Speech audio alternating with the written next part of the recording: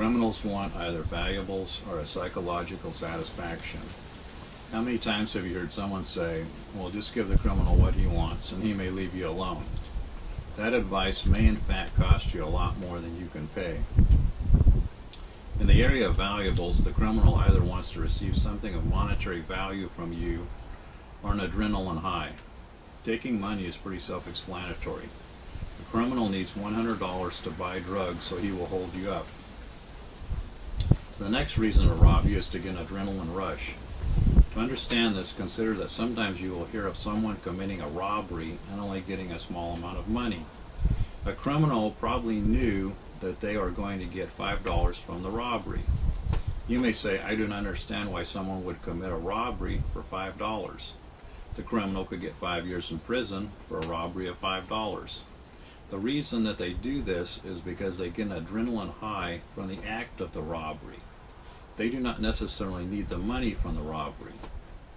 Another reason is that they may move up in the gang by doing robberies.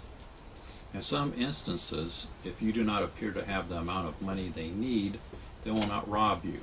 They will just move on to the next person who they think will have the money they need. In other situations, if you look like an easy target, you may be robbed just because you are easy. This may happen even if it did not appear you had much money with you. Often criminals will size you up to see if you have the amount of money they need before they jump you. For example, let's say a thug knows Mr. A has $1,000 on him and Mr. B has $2 on him. Then the best person to rob would be Mr. A, who has the most money. If Mr. A and Mr. B both are an equal threat to the robber, then it would be logical for the thug to rob Mr. A. I would like to relate a good example of this.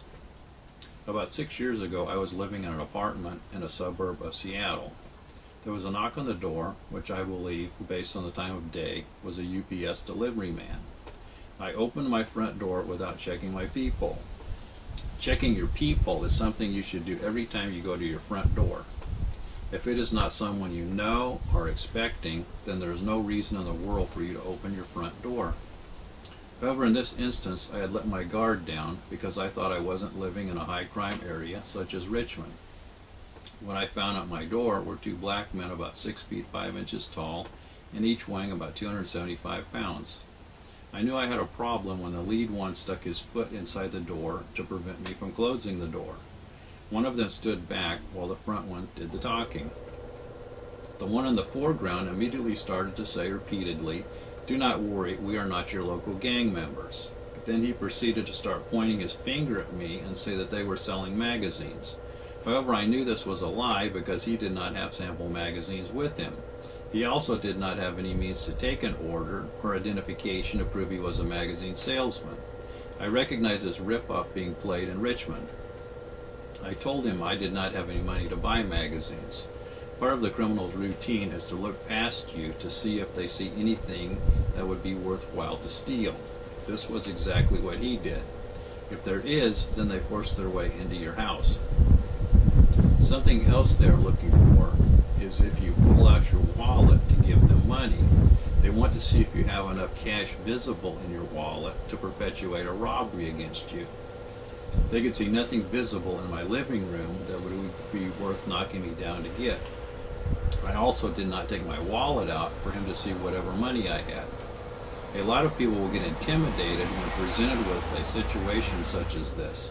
He or she will feel the easiest course of action is to pull their wallet out and give them a few bucks. Never do that. They do not want you to give them a few bucks. They want to take everything you have. After that, he repeatedly said, "Don't you think people like you should be helping people like us?" My response was that I did not have any money to give him. He became more and more agitated and threatening. He kept saying repeatedly, "People like you should be helping people like us." Although he could not see any money or anything else to steal, his level of anger was rising. Oftentimes people getting ready to attack you will become increasingly angry. I felt an attack was imminent. If you encounter a situation like this, the best way to get out of it is to start using your head and divert the person's attention elsewhere if you can. I knew there was a neighbor across from the hall from me who was not at home at that time. I told this thug that maybe the person across the hall would be willing to give him money. I pointed across the hallway. When the thug turned to look across the hallway, he got his foot out of my doorway.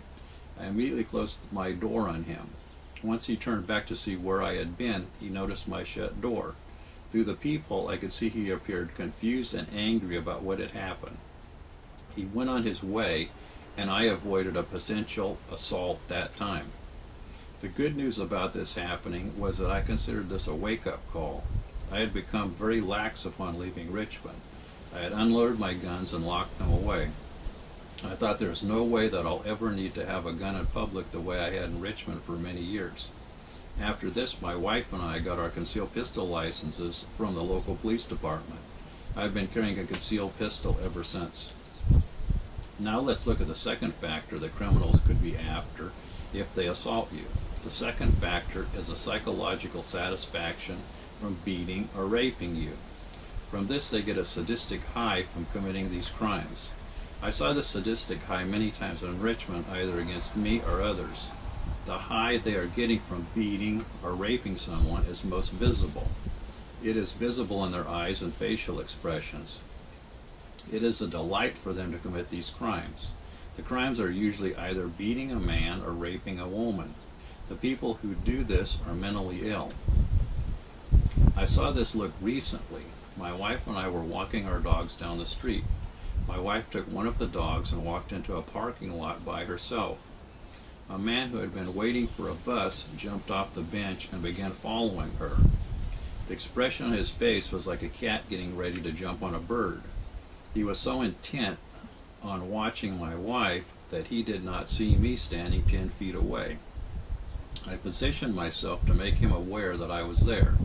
He also noticed that I put my hand in my pocket. I believe if I had not made these maneuvers, he may have tried to rape her. He continued to stare at her as she walked by and away from him.